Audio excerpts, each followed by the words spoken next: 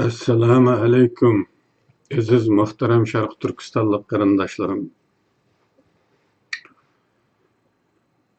Uzundan beri sizlar kutayotgan, sizlarga yoqadigan video nutuqlarini qilolmadim. Oxirgi qatimda sovuq istiteksiz urush nomli videoning oxirgi mavzusi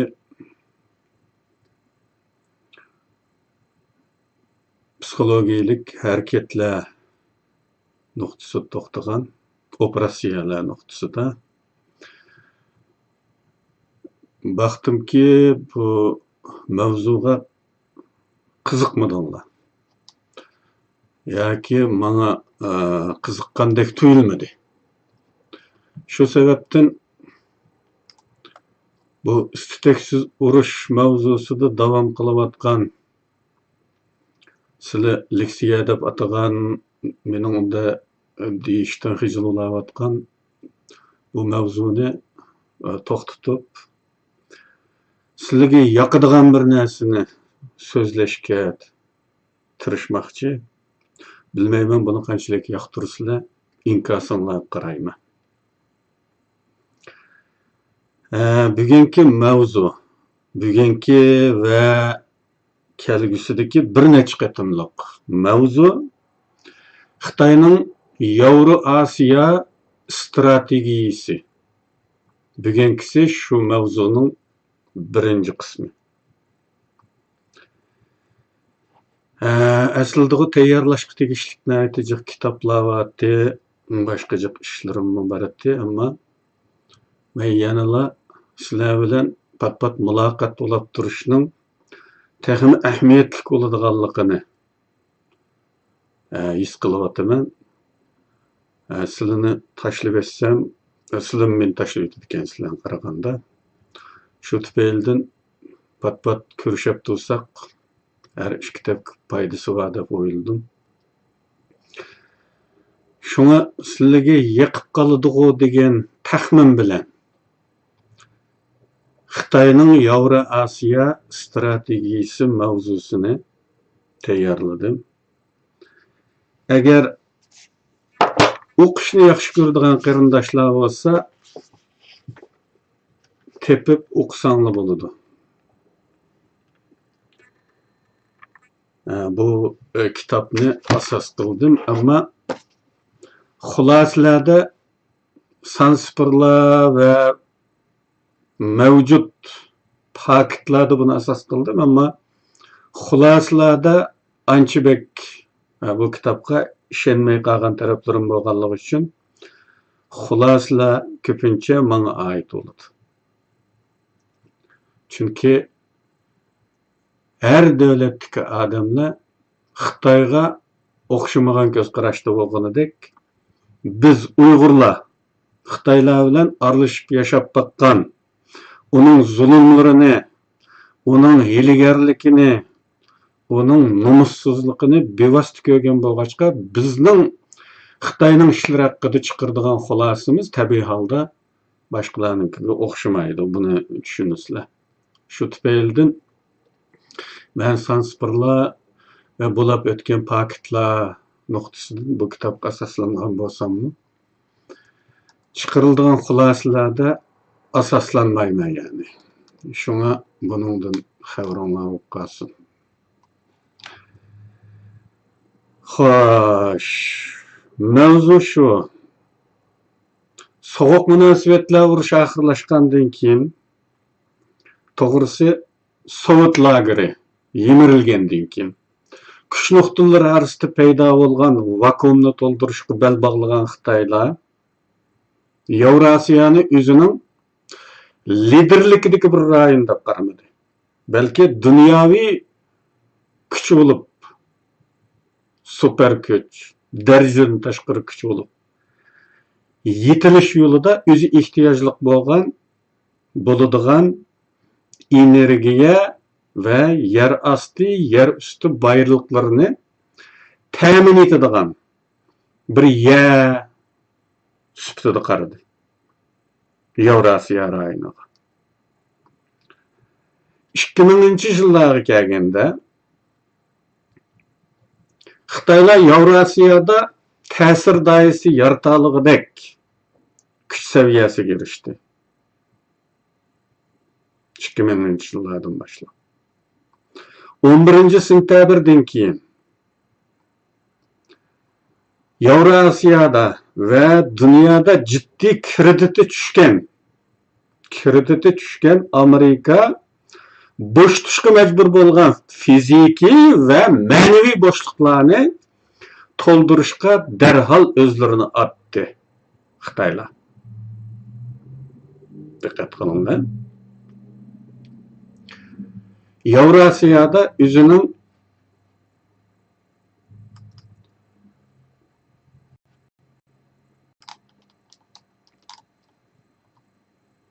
kövrük beşi istikamlarını bu kövrük beş istikami degen bir oxutuş. Bu harbiy literaturada bir oxutuş bu. Kövrük beşideki istikam nayta muhim istikam boludu. Çünkü kövrükten ötəvatqan düşman faqatla mudafiyasiz bolduğan boğaçqa yalanaşlam oturdu bolduğan boğaçqa kövrük beşiği kurup algan istikam arqılıq nayta az küçü bilen nayta köp düşmanni tosup algan boladigan muhimlik ega boğaçqa bu harbiy literaturada ama şunday bir oxutuş arqılıq tilga alındı. Xitaylar Evrasiyada özünün kövrük beşi istikamlarını saklap qilish üçün 2000-ci yıllardan beri bir muncha yeni xalqaro siyosatlarni ijroga qo'ydi. Tarixdan beri rayon xarakterlik meseleler bilen band olup kelgan Xitaylar bugün dünyadaki siyasi oyunlarını belgileydigan dikkat. Dünyadaki siyasi oyunlarını belgileydigan muhim oyunculardan birisi bulup kaldı. Bu utuqlar asasen Xitaylarning diplomatiya kartını yaxshi oynaya alganligining neticesi süptüdü görülmekte. Dünyanın kelmiş menzili, bugünkü kelgen menzili şu boldu ki, yer şarı siyasetida taşlanmakçı bolgan her qadamning hesabını qıygan vaqtingizda Xitay unsuru her daim dikkatga ilinadigan boldu. Burun Xitaydan mustasno bo'latdi. Xitayni ko'ziga ilibmi qo'ymaydi, dunyoning ishini cho'nglar, kuchliklar belgilayverdi. Hozir biz bu qadamni olsak, Xitaylar nima inkas bildirdi? Xitaylar qanday qarshilik bildirdi? Qanday tadbir oladi deganni o'ylamay turib qadam ololmaydigan bo'ldi dunyo. Bir tarafdan so'g'oq munosabatlar urushidan keyin Rossiya bilan qarama-qarshi kelib qilishdanmi o'zini qochira olmas bo'ldi. Ammo nayta usti bir krizis kontrol orqali hozircha bo'lsa-mu Rossiya bilan bo'ladigan manfaat to'qinishlardan saqlanib kelmoqda. Bilasizlar, Xitoylar bilan Rossiyaning munosabati tarixdan beri hamkorlik va dushmanlik aralashib ketgan. Daim manfaatlari to'qinish kelib qoladigan, agar to'qinishsa manfaatlarga ziyon yetadigan, to'qinishmasa manfaatni talashib qoladigan. Shunday bir murakkab munosabat shaklida kelyotadi Xitoy bilan Rossiyaning munosabati. Mayli burungi Rossiya va keyingi Sovet ittifoqi va bugungi Rossiya bo'lsin, bu asosiy iqlim o'zgargani yo'q. Xitoylarning dunyoviy kuch bo'lish yo'lidagi eng muhim koziri bo'lgan omil nima? Shanxay hamkorlik tashkiloti. Eng kuchli quroli yoki eng kuchli koziri Xitoylarning Shanxay hamkorlik tashkiloti bo'lib, bu yerda bir oz bu hamkorlik tashkiloti va uningga aloqador munosabatlar nuqtasidan Xitayning strategik hamyonlarini ko'rib o'tamiz. Shanxay hamkorlik tashkiloti qurilgandan keyingi tunji cho'ng sakrash yoki burilish nuqtasi 2005-yildagi Astana yig'inida bo'ldi. Yoki Astana yig'inida bo'ldi deyish mumkin. Cho'ng sakrash. Xalqaro siyosat nuqtasidan yangi bir davrning boshlanishi deyishga bo'ladi. Bu nuqtadan elingan muhim qarorlardan biri İran, Pakistan ve Hindistan'ın kuzatuvchisi sifatida tashkilotga qabuli bo'ldi.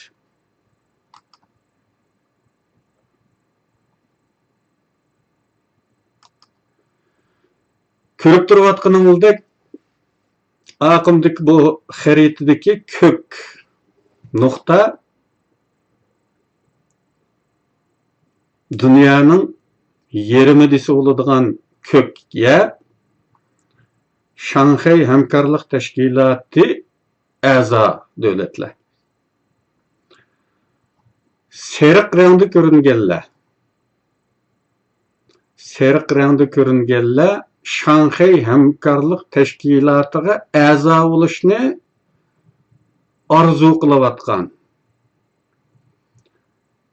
armonda qilayotgan, kirolmaganiga hasratda bo'layotgan davlatlar.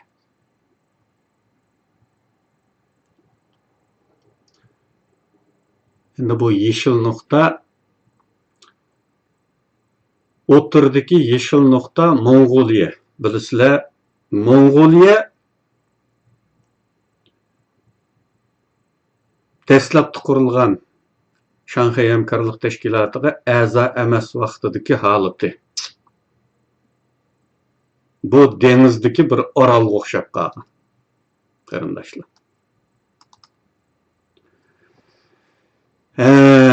Yani bu Astana yig'inida elingan davr bo'lgich qarorlardan biri İran, Pakistan ve Hindistan'ın kuzatuvchisi tashkilotga qabuli bo'ldi. İkincisi bo'lsa, tashkilotga a'zo davlatlarning tuproqlaridan Amerika kuchlarining chiqib ketish haqida vaqt belgilash. To'g'risi, Amerikani bu territoriyalardan qo'g'lab chiqarish qarori bo'ldi. Bilasizlar, uning oldida Qirg'izistonning Manas aeroportida Amerikaning cheklik bir harbiy bazasi bo'lgan. Shundaqla O'zbekistondami bir harbiy bazasi bo'lgan. Menimcha, Xitoylar Shanxay hamkorlik tashkilotini qurishda bugungi ko'lamga erishadiganligini mo'ljallanmaganligi, bugungi natijalarni berishini oldin ko'rolmagan bo'lishi mumkin.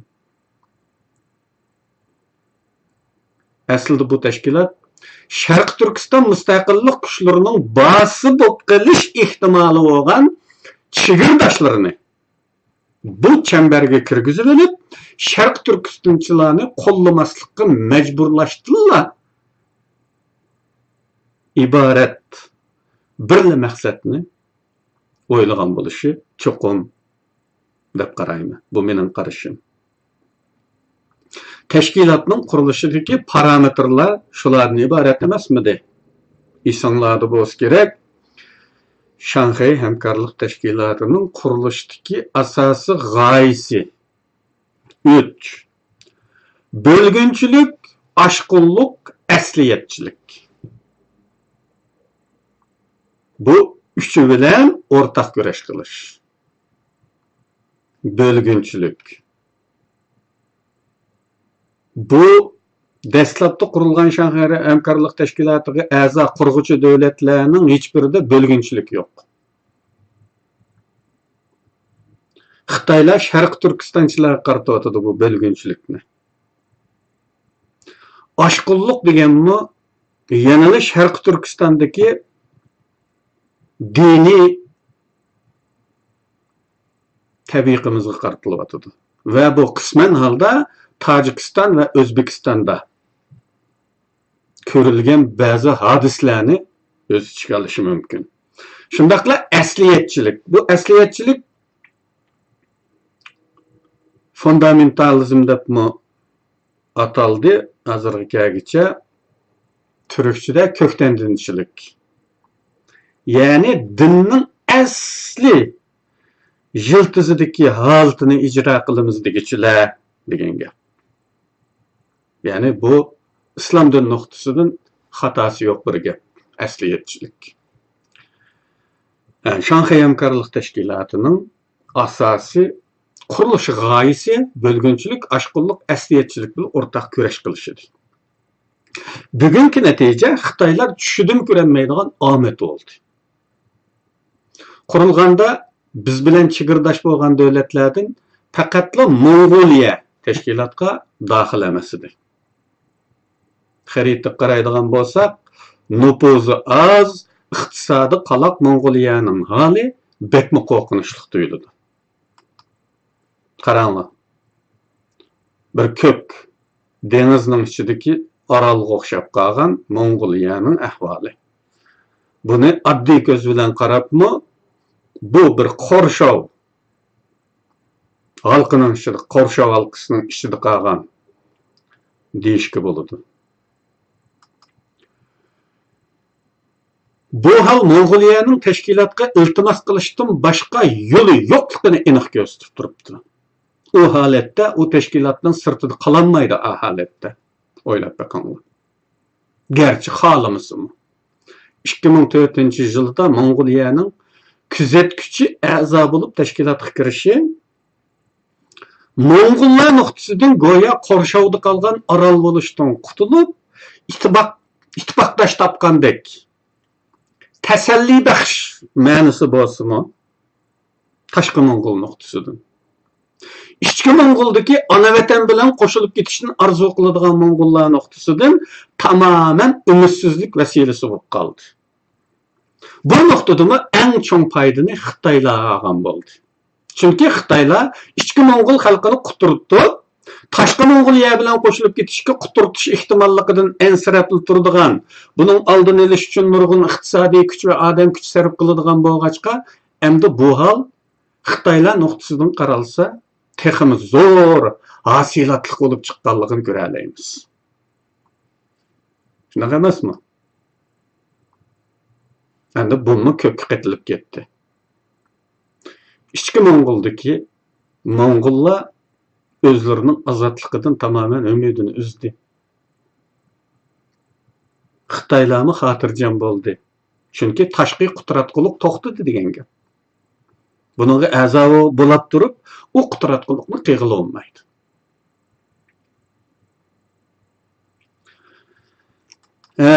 Xitoylar tashkilotning favqulodda rolini ko'rib yetishga boshlagandan keyin tashkilotning funksiyalarida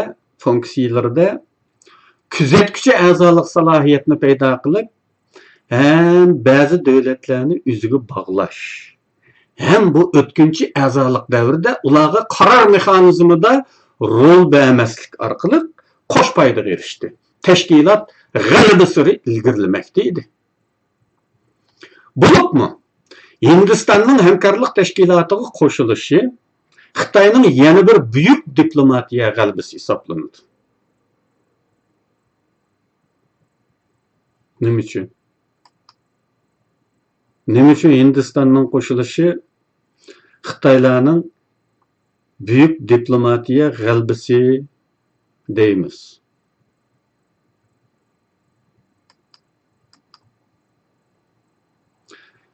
Bu xaritada yeşil tuğan nuqtalar Şanghay Hamkorlik Teşkilatı'nın a'zolari. Mongoliyami a'zo. Bu xarita biroz ko'na xarita ekan. Mongoliyami yeşil. Manamda bu kichkina Nepal, Kambodja, Sri Lanka, Turkiya bu tashkilotga a'zo bo'lishning hasratida yuraklari o'rtanayotgan oshiq davlatlar. Hozir bu Yeşilning g'arbi tarafida turgan ko'plar qo'shilib ketdi. Allaqachon Shanxay hamkorlik tashkilotining a'zo va kuzatuvchi a'zolari.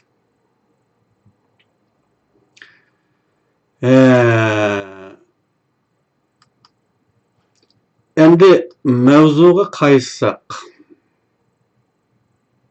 Hindistonning qo'shilishini Xitoylarning nihoyatda buyuk diplomatiya g'alabasi hisobladik. Nima uchun? Bir tarafdan Hindiston Xitoyning tarixiy dushmani bo'lish bilan qolmay, aktiv dushman hisoblanadigan bir davlat. Nima uchun? Nima uchun aktiv dushman? Bunun arasida kelishtiğili olmaydigan bir muncha ziddiyat var. Xitoylar bilan Hindistonliklarning arasida. Bunun biri Aqsay masalasi, yana biri Yaluzanbu daryosini tizginlash masalasi. Bu hayati ahamiyatga ega nihoyat cho'ng ikki masalada Xitoylar bilan Hindistonning bir-biri bilan kelishib qolish ehtimolligi yo'q deyarlik. Eg'ir bir masala bu. Yana bir tarafdan Hindistonning xuddi Xitoydek Osiyoning yuksalayotgan yangi kuchlaridan biri. Yadro davlati. Shundaqla Xitoyga o'xshashli nihoyatda cho'ng bozor. Ko'p nüfusliq. Undan boshqa olam bo'shligiga yurish qadamini Xitoydan qilishmaydi. Hindistonning Shanxay hamkorlik tashkilotiga a'zo bo'lish qarori elishiga turtki bo'lgan omil nima? Nima uchun buningga a'zo bo'lishni arzu qilib qoldi bu dushmanning guruhini?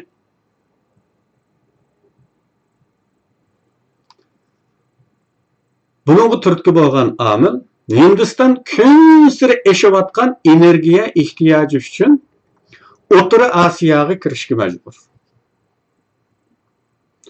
Chunki bir davlat taraqqiy qilayotgan bo'lsa, sanoati rivojlanayotgan bo'lsa, bu taraqqiyot energiyani shart qiladi. Energiya olmasa sanoat yotadi. Bunun uchun taraqqiy qilayotgan Hindiston bu taraqqiyotning davomi uchun energiya ehtiyoji var. Bu energiya ehtiyoji uchun O'rta Osiyoga kirishga majbur. O'rta Osiyo Ruslarning an'anaviy ta'sir doirasi hisoblansimi, yana bir tarafdan Xitoylarning orqa bog'chisi hisoblanadi. Orqa bog'chisi. Hinterland Meyli Ruslar nuqtasidan, meyli Xitoylar nuqtasidan masala qaralsa, O'rta Osiyo butunlay degidek Shanxay hamkorlik tashkilotiga a'zo davlatlar bo'lg'achqa, Hindiston ham O'rta Osiyo davlatlaridan tamo qilingan energiyaga erishish, ham ikki cho'ng davlatning bu qarshiligini keltirib chiqarmaslik uchun ular bilan tuqqanchilik o'rnatishga majbur edi. Diplomatik tuqqanchilik. Xitoylar nuqtasidan masala qaralsa, Xitoylar Hindiston bilan mayli Tibet masalasidagi tutumi, Hindistonning mayli Aqsay rayonini talashish bo'yicha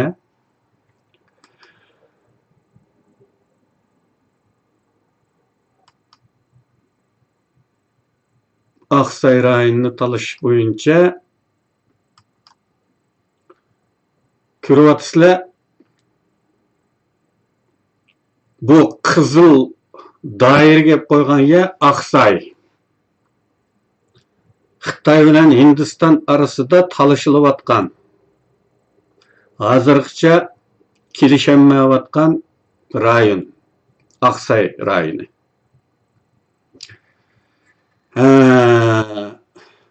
Bu kichik nuqta ko'rayotganinglar Sharq Turkiston degan xatning sharqi janubidagi bizning Xotan, sharq shimol burchakdagisi Qashqar. Bu Aqsay agar Xitoy tarafidan qo'shib olinsa, bu Sharq Turkistonning Xotan viloyatiga qo'shiladigan yer. Yani.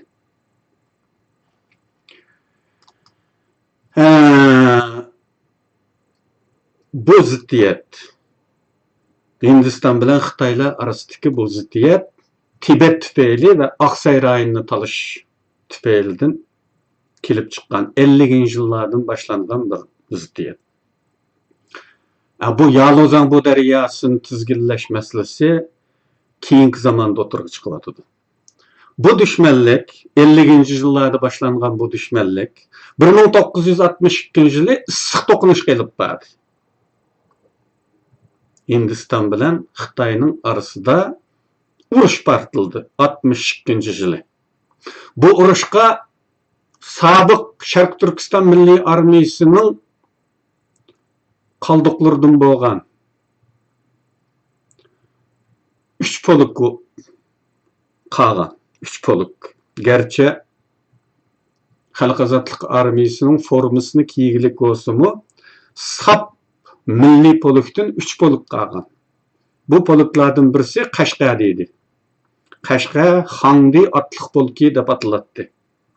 Bu Limbiyo voqeasidan keyin amaldan qoldirildi. Bu 62-yili bu milliy polk mavjud bo'lganligi uchun Xitoylar bu milliy polkni bu Hindiston bilan bo'lgan urushga solgan. Bizning bu milliy qahramonlarimiz Xitoy uchun urushib bergan qahramonlik bo'ldi.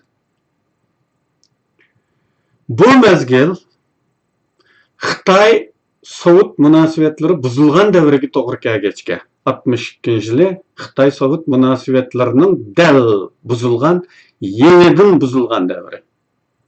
Shunda bo'lg'achqa Sovet ittifoqi Hindistonga tarafdor bo'lgan. Bundaq bir aktiv yoki potensial dushmanning bir ittifoq chemberiga ichida bo'lishi, xuddi yalay hayvonning ko'ndirilib, o'z hayvoniga aylantirilishidek Xitoyga foydali bo'lib chiqadi. Onun uchun Hindistonni qabul qildi. Bundan boshqa yana bir muncha omillar bor. Sovuq munosabatlar urushidan keyin Hindiston Amerikaning ittifoqdoshi bo'lib qoldi. Amerika va Isroiliya bilan harbiy munosabatlar mavjud. Amerika kelgusining darajadan tashqari kuchi bo'lib yuksalayotgan Xitoyga qarshi Hindistonni bir tanshak teshi sifatida qo'llanishga bo'ladi deb qarab, Hindistonni ittifoqdoshlikka tanlagan. Xitoy bo'lsa, Hindistonni Shanxay hamkorlik tashkilotiga qabul qilish orqali Amerikaning quchog'idan ayirib chiqishni maqsad qilgan.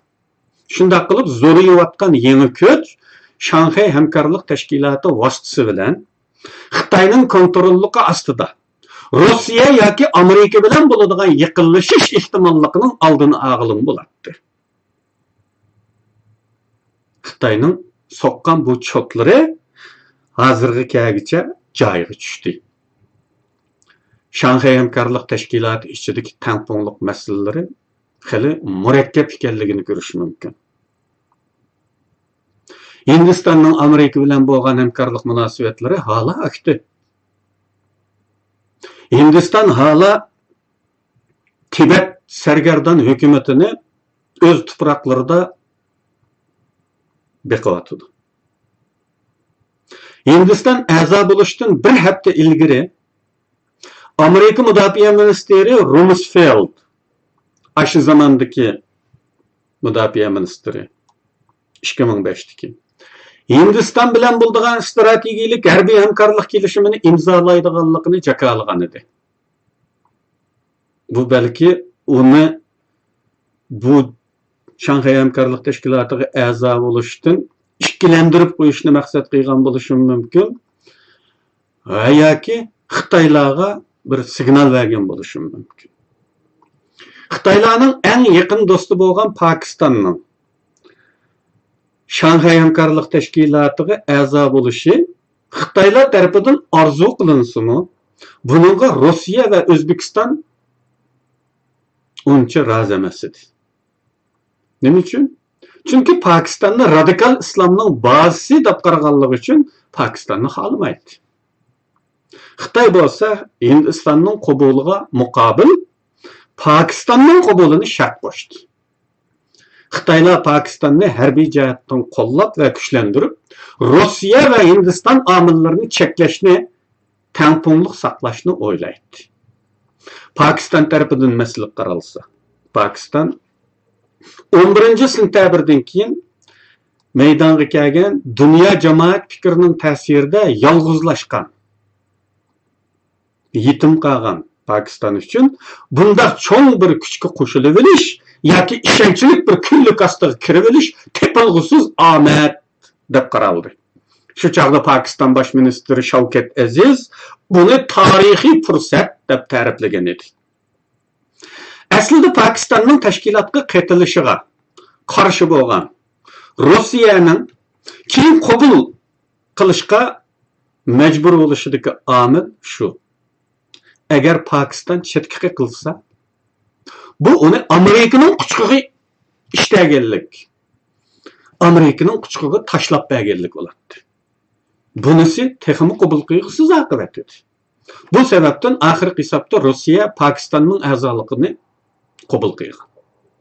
Mayli Rossiya, mayli Xitoy Shanxay hamkorlik tashkilotining Amerika nuqtasidan bir xatarlik unsur, kelgusidagi darajadan tashqari kuch raqobatida raqib sifatida ko'rilmaslik uchun nihoyatda diqqat qilayotganligini ko'rishga bo'ladi.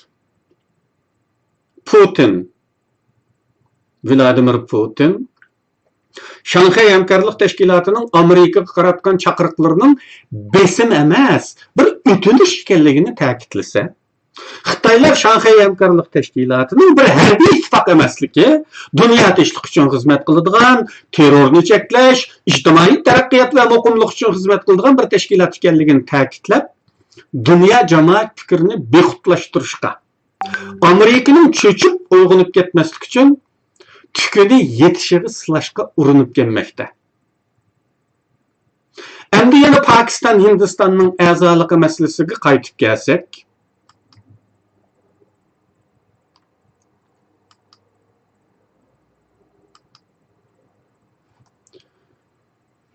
xaritani ko'rgach o'tiranglar herhalde. Agar bu ikki yadro kuchning yillardan davom qilib kelayotgan tirkishlari Pokiston bilan Hindiston orasida kelish tuyg'uli olmaydigan bir ziddiyat mavjud. Kashmir masalasida. Kashmir tarixda Sharq Turkistonning bir parchasi bo'lgan. Aslida Pokiston emas, Hindiston emas, ayrim bir davlat bo'lgan Kashmir. Buyuk Britaniyaning mustamlikasidan qutulgandan keyin Pokiston va Hindiston ayrilgandan keyin Kashmirni bular ikkiga bo'lib oldi. Pokiston taraf Ozod Kashmir deb ataldi. Ya'ni u ozod bo'lgan esa Pokistonning qo'lida bo'lganligi uchun Hindistonning qo'lida bo'lgan Kashmir Jammu Kashmir deyilyotidi. Bu Kashmirni u yerdagi musulmon aholi tufaylidan Hindiston Pokiston tomonan Pokistonning territoriyasi bo'lishi kerakdi deb qarab kelmoqda. Shundaqla u yerda boshqa musulmon bo'lmagan etnik guruhlar mavjud. Bu tufaylidan Hindistonmi Kashmirning hammasini Hindistonga tava bo'lish kerakdi deb xiyol qiladi. Bu tufaylidan buning orasidagi bu ziddiyat tarixdan beri kelish tuyg'uni olmay kelayotgan ziddiyatlarning biri.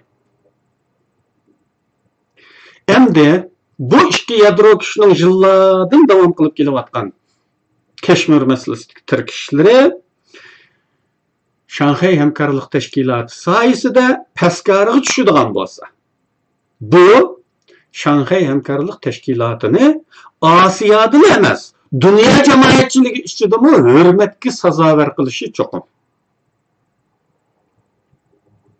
Endi G'arbiy Osiyodagi muhim davlatlarning birisi Iran İran alohida bir davlat. Davlatchilik eng kuchlik. Nəhayət uzun bir tarihi an'anasi bo'lgan davlat bo'lishi bilan asosiy aholisining Shia bo'lishi alohidligi bilan Shialarning markazi, lideri mavqesidagi bir davlat. İranning Shanxay hamkorlik tashkiloti qabul qilinishi Amerikaning dunyoviy kuchiga qarshi jang e'lon qilishga barobar bir ishdir. Nima uchun? Amerika Ironga qarshi boykot ijro qilayotgan. Tarixda uzun zamandan beri onu bilasizlar. İranni dunyoda yetim qoldirishga tirishayotgan bir vaziyatda Birleşken Milletler Teşkilatı'nın daimi a'zosi bo'lgan ikki davlat İranni o'zlarining ittifoqdosh qilib olishi alohida ahvol. Bunga tayangan İranmi Amerikaga tag'aq chiqarishda kechikmadi. Bilasizlar, shu mezgilda Ahmadinejodning davrida Ahmadinejodning solon gaplarini hech qo'rqmasdan İran Shanxay hamkorlik tashkiloti a'zoligini izohlaganda İranning sharq bilan g'arbni, Osiyo bilan Yevropani tutashtirgan ko'rik bo'lganligini ta'kidladi. Buning bilan g'arb tarafidan bozorga solingan madaniyatlar to'qinish sapsatisini yo'q chiqarganligini qayd qildi. Xitoy İranning harbiy sanoatida alohida muhim rol o'ynamoqda. Bo'libmi İran urushi mezgilida İran Xitoylardan nihoyat ko'p sonda qurol yarog' setib olgan edi. Bundan boshqa İranning yadro planlarida Xitoylar texnika va bilim nuqtasidan İranni yoshirin desteklayotganligi bilinmoqda. Xitoylardan İrandan oladigan foydasi Xitoylarning İrandan oladigan foydasi neft va tabiiy gaz. Neft va tabiiy gaz. Buningga qurol yarog' tijoratida Xitoylar naqd pul o'rniga neft olyapti. Bundan boshqa g'arb embargosi tufaylidan uzun muddat yangilanmagan neft sanoatining yangidan zamonaviy texnika bilan qaytadan qurib chiqilishida Xitoylar o'zlarini nomzod ko'rsatdi. Men qurib beray sana yangidan neft ayirish zavodlarini. Bunga javoban Xitoy shirkatlari İranda bir qancha neft quduqiga erishdi. İranning Xitoy tarafidan qurollantirilishi O'rta Sharqdagi Amerika mavjudligi uchun tahdid hosil qilmoqda. İran Shanxay hamkorlik tashkilotining homiyligida rayondagi Shia aholi ustida kontrol kuchiga yoki belgilaguvchi ta'sir kuchiga erishdi. Shundaqla Shanxay hamkorlik tashkilotimi, xususan Xitoymi Shialar orqali rayonda ta'sir doiri qurdi. Qarindoshlar, bugungi Xitoyning Yevrosiyo strategiyasi mavzusi ostidagi siyosiy leksiya deyishdan xijil bo'laman nima uchundir. Men o'zimni muallim hisoblamayman, abi singlimning oldida. Chunki men masala bilan o'xshash bir odam. Buning bu birinchi qismi mushada oxirlashdi. Agar buning mushu mazmunning davomlashishini xohlasanglar, inkaslaringlar orqali buni ifoda qilsanglar, inshaalloh buni davomlashtirishga tirishaman. Agar buni yoqtirmasanglar, uni bildiringlar, biz boshqa mavzuda so'zlaylik. Xayr xo'sh. Allohga omonat, hammanglarni Alloh omon qilsin. Niyat qilgan ishlaringlarda muvaffaq qilsin. Xo'sh.